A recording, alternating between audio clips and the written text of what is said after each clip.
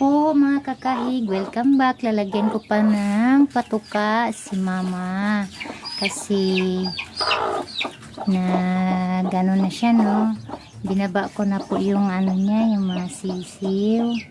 Yan, sige na mama. Ay, ito po si mama, oh. Tinisa po niya lahat ng kanyang mga sisiw po. Bali siyam lahat, tapos ang ibang kulay po ay nagmana talaga. Ay, nagmana po sa kanyang sa tandang natin na si Muchaco. Ang inaasahan ko po, maglabas si Mama Karnawayo na puti ang kagaya ba niya. Ay, naano mo lang. Ay, dito.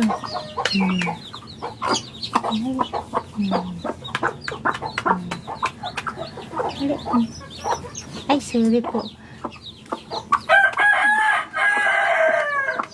Ito.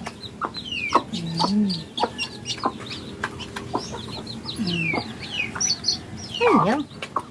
Ayan po yung mga anak ni mama, no? Ayan po yung baby kakahig natin.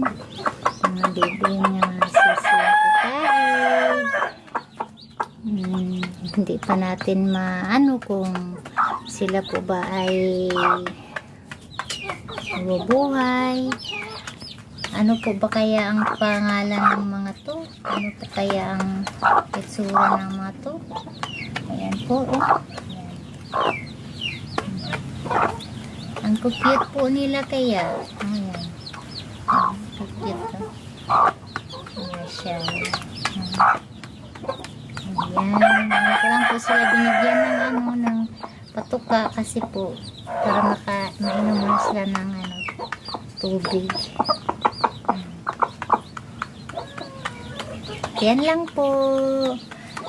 Dagdag na naman tayo sa ating mga kakahig sisi. Meron naman tayong alagaan.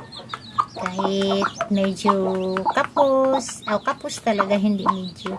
Pero iraraos din natin kung may mag-survive. Alhamdulillah.